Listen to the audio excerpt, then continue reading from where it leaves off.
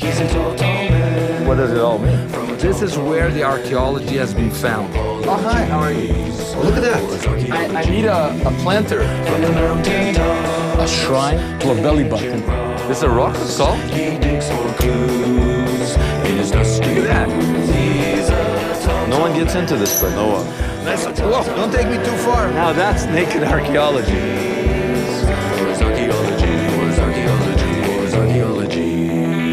We're in Ashkelon, a port city with 5,000 years of history. Canaanites lived here. Philistines came across the Aegean. You know, David and Goliath, they lived here. And recently, what they found here is something quite shocking. They found the remains of some 100 infants stuffed in a gutter, infanticide. We're going to find out what happened at Ashkelon and why the infants were massacred. I'm on my way to the gutter at the scene of the crime. Dr. Avi Sasson is going to tell me about the shocking discovery. We're actually under the bathhouse. Yeah, I could feel it, the steam. but now we are in the Philistine area. So this is the Philistine level? We're standing in the Philistines? Yeah. Delilah's people? Maybe. They like baths? Yeah. They like steams? Philistine massages?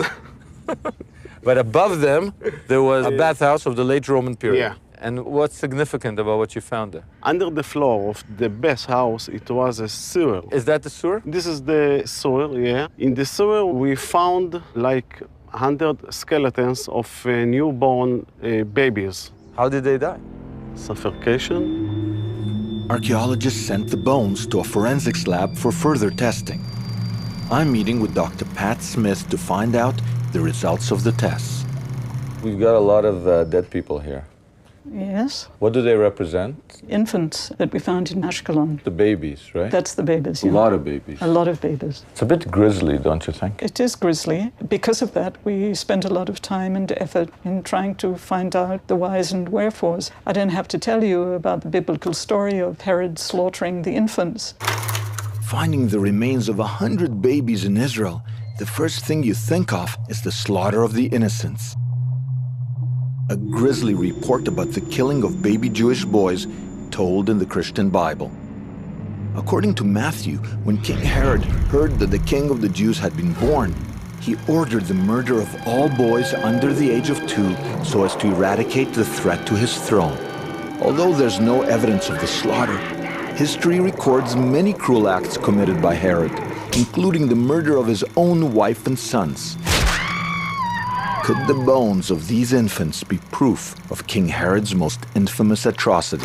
If we look at Ashkelon, all the skeletal remains were all of infants the same size. They all seem to have died within a week of birth. In order to check this, I did some other tests which are much more conclusive. And these are dental. Yeah, the dental development is very much tied in to the chronological age of a child. If I look at the tooth under the microscope, you can see a difference between the enamel that's formed before birth and that's formed after birth. That line that distinguishes between the enamel that's formed before birth and after birth is called a neonatal line. So if a child basically is killed immediately after birth, you won't see the line. so that takes us back to the Ashkelon find, no neonatal line. Yeah, so none of them survived more than a week after birth. We're seeing here the slaughter of the innocents. Slaughter, you don't select a particular age group, usually. I mean, you might select young males. We found that there were boys as well as girls. It's not the slaughter of the innocents. Absolutely not. With the slaughter of the innocents ruled out, archaeologists went back to the site and they found a clue. They were digging some remains from the Roman Byzantine period, and they found the remains of a bathhouse with an inscription, "Enter and enjoy," the classical inscription that is found in brothels throughout the Roman world. Enter and enjoy. Yeah. And alongside the brothel, they found a gutter which had served as a drain, and it was full of the bones of infants. When you put it all together, Yeah. 100 infants killed at birth, a brothel Yes. next door. What do we conclude from this? Well, I think we conclude from this that the babies were unwanted and that they were disposed of so that the mothers could get back to work as quickly as possible. To understand why 100 babies were collateral damage in a house of prostitution, I need to figure out the role of sex, prostitution, and procreation in biblical times. He's a tall, tall man. He's a tall, tall man. When archaeologists discovered the bones of 100 babies at the bottom of a sewer in the ancient city of Ashkelon, scientists determined that they belonged to the unwanted children of prostitutes. I'm going to investigate ancient attitudes towards prostitution, sex, and procreation so I can unravel the mystery of the murdered babies. A biblical account of prostitution occurs in the book of Genesis. Here we're told the story of Judah and Tamar. Judah has a son who dies shortly after marrying Tamar.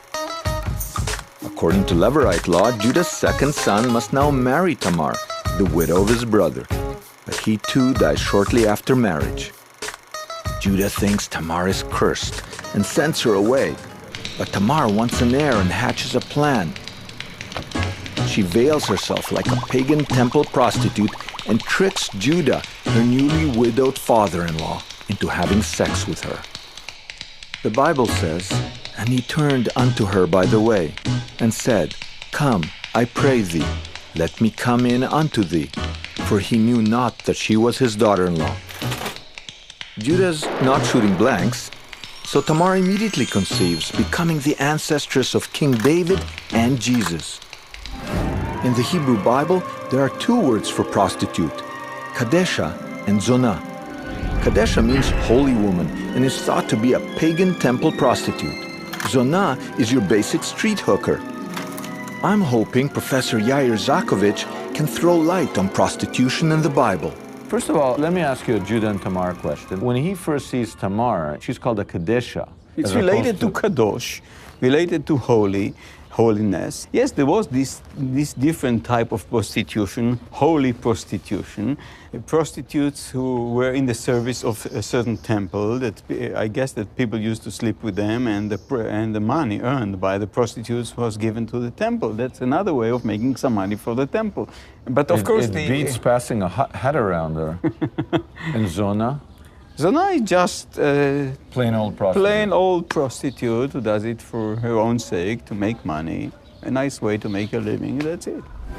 The story of Judah and Tamar in Genesis comes before Moses receives the Ten Commandments, when pagans and Jews like Judah used the services of temple prostitutes and had clay fertility gods at home. But all of that soon changed for the Jews. I'm trying to understand whether the pagan approach was ritualized sex because of fertility or whatever, yes, in the temple, and whether part of what the Judaic revolution was moving sex from the temple to the bedroom. The Bible moves the sex out of the temple, and the Bible... And into the bedroom. Yes, and the Bible objects anyway to idol worship. But what does the archaeology say? I'm going to visit an ancient sex enthusiast and famous collector of antiquities who's assembled the world's largest collection of biblical artifacts. Shalom! Oh! The legendary Shlomo Messiah. Maybe he has something in his collection that shows the movement away from temple prostitutes and fertility idols. You can spend, we could spend a week just in this. A week is not enough for you. Look at this stuff. This is Astarta temples. Astarta holding her breast. Take love, take comfort. She's calling you back to the womb. This is Canaanite. Jewish Astarta. No. Yeah. How do you know it's Jewish? Big tits. You think because she's got big breasts, she's a Jewish girl? I don't think that's science. It's been published as such. How do you know it's not Canaanite? Canaanite flat. The Canaanites are flat? Yeah. It's magnificent. It's Jewish typical, those temples. They're playing the drum. Please come to me, see? Oh my gosh, it's an ancient temple. They're playing the drums, and they're calling you into the Holy of Holies. Yeah. These artifacts represent a time when Jews, like their pagan neighbors, kept clay ritual objects. Here was a clever What did Jew. he just He say? made 3 tits. You say this one has 3 breasts? 3 breasts. No, she doesn't have 3 breasts. Oh yeah, she does. She has 3 breasts. Look at this. This is the goddess. She is suckling a baby. This is an ancient Michelangelo. I'm not joking. Look at the expression on her face. How old is this, Shlomo? 900 BC. 2,900 years old. But some 3,500 years ago, around 1450 BCE, the biblical book of Joshua states, "Throw away the foreign gods that are among you, and yield your hearts to the Lord, the God of Israel." So to be a Jew, you gotta let go of the pagan idols. So the Jewish priests broke off the heads of as many fertility dolls as they could find. And there's plenty of archaeology to back this up. Priest broke her head. Yeah? Look at this. The Israelites come along, and what do? They destroy idols. In the book of Joshua, they literally cut off the I head. have many destroyed, this destroyed, this destroyed. So this is the beginning of the Israelites. Right, right. This little crack preserves the boundary between Canaanite and Israelite religion, because the Canaanites have the holy prostitute into the temple, When Judah, and the Jews break this. This is amazing. You get inspired by these pieces, do you? Not at all. I think I inspired them.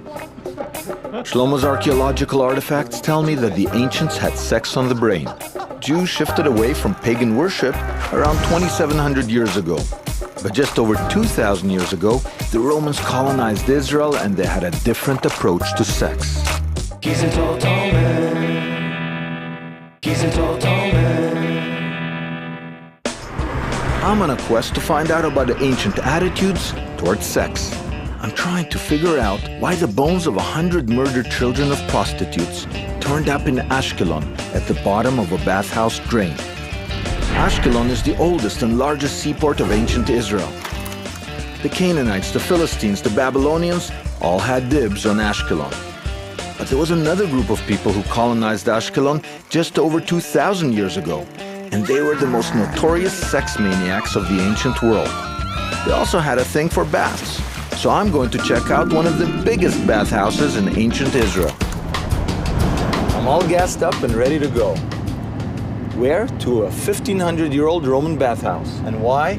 Because I'm thinking about sex. If it's true that the pre-Israelite pagans had sex in the temple, you know, they put it in their church, and the Israelites, their big innovation was taking it out of the temple and putting it in the bedroom, where did the Greco-Romans put sex? I'm on my way to a 1,500-year-old Roman bathhouse to find out. The Romans conquered Bet Sha'an in 63 BCE and built one of the biggest public bathhouses in ancient Israel. In this huge ancient bathhouse, there was no distinction between public and private activities. That was the Roman Greco way. Gabi Mazur excavated here, and he can tell me all about it. So this is like 2,300-year-old site. What would that house over there be? It's not a house. This is part of a huge bathhouse. This is the bathhouse, the famous bathhouse? This whole thing is about 100 meters long, 85 meters wide. Thousands of people came into these places. Washed themselves over there, did whatever else they did. Right. This is a public gathering place. All classes mingled in the bathhouse. Everyone was naked. So you could meet the governor of the city, and he looks exactly like you. Probably he was, because he had a belly and he was old. You can compare your belly. You can compare everything. I mean, most of the social activity in the city was done in the bathhouses. Lectures, singing, even prostitution. You could live your life in the bathhouse. In the bathhouse. In Roman Greco times, there seems to be no distinction between public and private. Not just in the bathhouse, but in the bathroom as well. You're telling me this is a toilet? Yep. At the center, you have an open courtyard, porticos all around it, the toilet seats, which are along the wall. The important thing about toilet seats is the space. The space is in between the stones. You sit like that. Wow. I've never sat on a marble toilet seat before. But actually, it's quite efficient, and also you can talk. Look at it, with the fun we're having. You can sit with a friend and you can talk. You can share a newspaper. They enjoyed everything. It was very nice. I want to ask a couple of serious questions in this public toilet as we're sitting on this latrine. This is where archaeology teaches us about how people think, no? Doesn't it tell us that things that we consider private, you know, like pooping, like sex, like bathing, they consider it public? They didn't have any problems with doing it in public. This is archaeology at its best. Sitting in a public latrine, 1,500 years old, just sitting on the stalls where so many people in the ancient world pooped. Suddenly I'm connected to real human beings. People who sit with a toga pulled up. Exactly. This latrine at Bet Shan tells me that the Romans weren't uptight about what they did with their bodies. So now that I've seen where they did their toilet business, I want to find out where they did their monkey business. He's a tall, tall man. He's a tall, tall man. In my quest to solve the mystery of why 100 babies were found murdered at the bottom of a sewer under a Byzantine-era brothel, I've discovered that early pagans practiced fertility worship in which sex played a big part. The Jews who came after them rejected sex in the temple, but they definitely hung on to sex in the bedroom. Although the Bible imposed a few new rules, like have it with your mate in the privacy of your tent. She is engaged. Greco-Romans then came along and said, forget the sacred sex, forget sex in private. Sex is for fun, and we're doing it in the bathhouse. So I'm in Bet Shan with archaeologist Gabi Mazur to find out just what those Romans were doing in the bathhouse.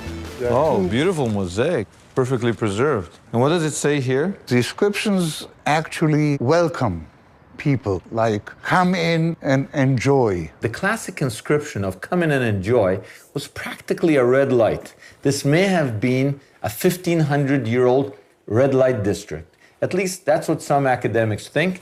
And they think that on this bench, people did, well, they did what they do in houses of prostitution. And also, some of these rooms have back doors. You know, for some big shot politicians, they may not have wanted anybody to see them, so after they did what they did, they may have done this. Archaeology can't tell us if prostitution was endorsed by the Roman wives of Bet Shan. No, I beg you, I won't. But it does tell us that it went on in a big way in public places in the civic center.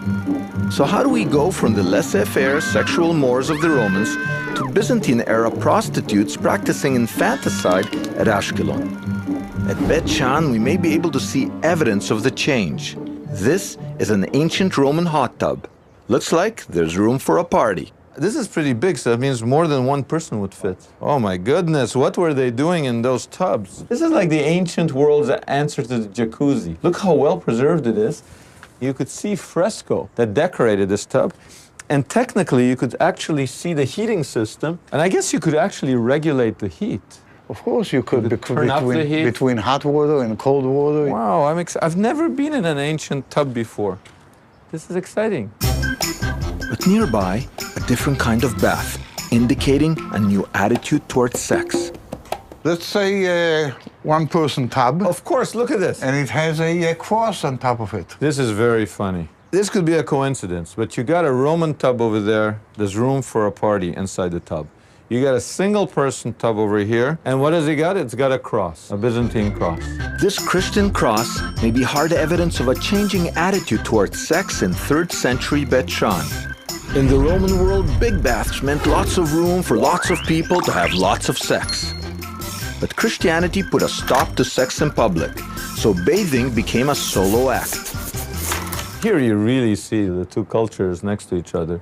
The monk is sitting here having a bath, and meanwhile over there, they're having fun. The pagans are... So why did early Christians think the fun had to come out of sex? It might have something to do with a passage in Paul's letter to the Corinthians. Now, concerning the things of which you wrote to me, it is good for a man not to touch a woman. I'm going to talk to Barry Wilson, professor of religious studies at York University, to find out what's in that letter and what it meant to early Christians. Well, Christianity began primarily as an ascetic religion, and we can look at Jesus, we can look at Paul, and so on, but the founders of various forms of early Christianity really downplayed sexuality, downplayed marriage, downplayed family values. I often challenge my students, if they can find a healthy endorsement of marriage within the New Testament, I'd give them a free trip to Florida. For 20 years, that challenge has gone unclaimed. If you were at a marketing meeting with Paul early on, you might say, this isn't going to fly. What happens that this model of sexuality becomes so popular? It was a kind of a claim to superiority. I have self-control. I am seeking first the kingdom of God. I'm not pleasuring myself with all of the affairs of this world because I'm living for the reality that is to come, whether it's the kingdom of God on earth or conceived of as of an afterlife in heaven. Paul was viewed as primarily preaching sexual renunciation for the sake of immortality. Is it fair to say that it's moved sex out of the bedroom, in a sense, not stopped it, but drove it underground? It certainly repressed sexuality, and I think in the 4th, 5th, 6th centuries, the Byzantine period, for example, there would have been a lot of repressed Christian males, probably Christian women as well, trying to find other kinds of sexual outlets. Did brothels thrive as a result of this? Brothels have thrived because sexuality doesn't go away just because Jesus and Paul said it should. So is it fair to say that sexuality moved from, the temple to the bedroom to the gutter? It certainly moved into the area of guilt and repression. What does this have to do with 100 dead babies found at Ashkelon? The early Christian taboo against sex, even in marriage, created sexual repression at home, which led to an explosion of Byzantine brothels. Add this to the fact that Ashkelon was a bustling seaport bursting at the seams with sailors, merchants, and pirates, all looking for a good time. And like every other business, prostitution was about supply and demand. When it wasn't okay for Christian men to do what they had been doing, the brothels of Ashkelon went into overdrive. And unwanted babies of prostitutes had to be dispatched so their mothers could go back to earn their keep. What we find right here in Ashkelon are remains of dead babies who fell victim to changing attitudes toward sex. He's a total